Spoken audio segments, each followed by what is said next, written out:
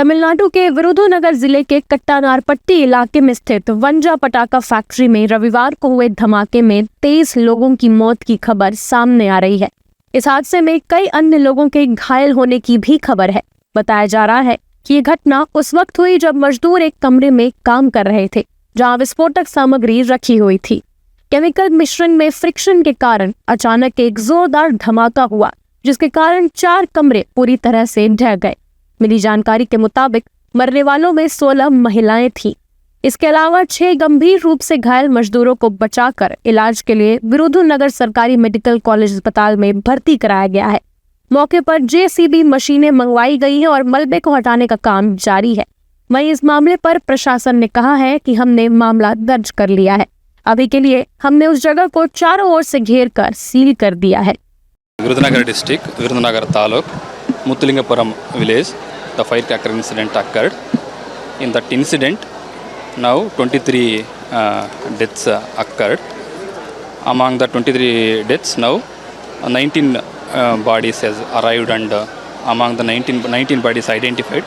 And among the 19 bodies, 16 are women and 3 are men. And 6 injured are in ICU. They are giving them special treatment under the leadership of our Dean sir.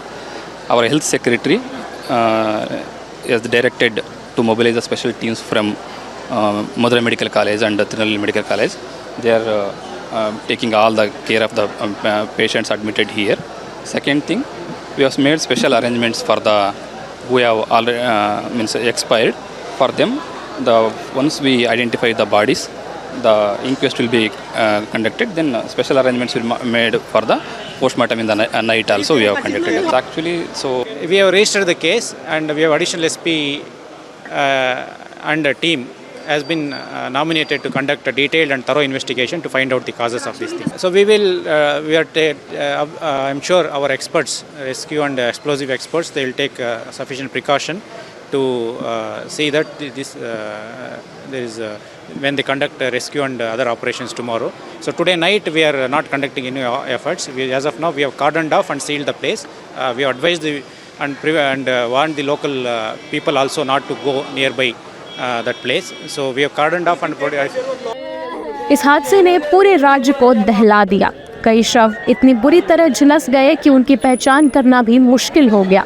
घायलों को अस्पताल में भर्ती कराया गया है, जहां कुछ की हालत नाजुक बनी हुई है। वहीं हादसे में मृतकों के घरों में मातम पसरा हुआ है।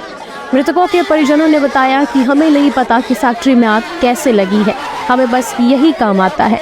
हमारी समझ में नहीं आता कि ऐसे हादसे कैसे हो जाते हैं। हम यही काम करेंगे तभी हमारी रोजी रोटी चलेगी। அந்த வேலை செஞ்சாதே அது வந்து நாங்க அது எப்படி நடக்குதுன்னு நாங்க கண்டுபிடிக்க முடியாது। அந்த வேலையை பார்த்தா தான் எங்களுக்கு கஞ்சி, அதனால நாங்கள் அந்த வேலையை தான் பார்க்க போக முடியும், வேறு வேலை பார்க்க போக முடியாது। சரி, தெரியாது எங்களுக்கு வேறு வேலை। விவசாய வேலை பார்ப்போம், அது மழை தண்ணி இல்லாமல் கிடக்கு, அது ஒரு நேரத்தில் தான் அந்த காலத்தில் தான் வெள்ளாமை விளையும், மித்த நேரம் சும்மா கிடக்கும்। அப்போ நேரம் வீட்டில் இருக்கோம்னா செலவுக்கு என்ன செய்ய முடியும், அதனால அந்த வேலைக்கு போவோம் நாங்கள்। இல்லை இன்றைக்கி தான் நிறையா இருந்திருக்காங்க। இன்னைக்கு எங்கள் ஊர்லேயுமே நிறையா பாதிப்பு, இது நாள் வரைக்கும் எங்கள் ஊரில் பாதிப்பே கிடையாது। இந்த ஊரில் எங்கள் ஊரில் வந்து பாதிப்பே இந்த வருஷம்தான், இதுக்கு முதல் பாதிப்பு கிடையாது। அதனால நாங்கள் பயிராசு தான் வேலை செய்யணும்னு நாங்கள் பட்டாசு தொழில் தான் போயிருந்தாங்க। எதனால் ஆச்சுன்னா எனக்கு தெரியாது, நாங்கள் வீட்டில் தான் இருந்தோம்। நியூஸ் கேள்விப்பட்டு இங்கே வந்துருக்கோம்। இப்போ 25 வருஷம் வேலை பார்ப்பாங்க। प्रारंभिक जांच में सामने आया है कि फैक्ट्री नियमों के उल्लंघन के साथ संचालित हो रही थी और छुट्टी के दिन भी काम चल रहा था। प्रशासन ने मामला दर्ज कर लिया है और दोषियों की तलाश के लिए विशेष टीमें बनाई गई हैं।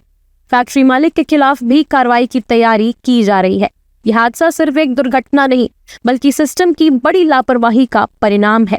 जब तक सुरक्षा नियमों का सख्ती से पालन नहीं होगा, तब तक ऐसे हादसे रुकने वाले नहीं हैं। फैक्ट्री परिसर में 30 से अधिक कमरे बने हुए हैं और यहाँ 50 से ज्यादा कर्मचारी कार्यरत हैं। रविवार को जब लगभग 30 कर्मचारी ड्यूटी पर मौजूद थे, तभी ये विस्फोट हुआ।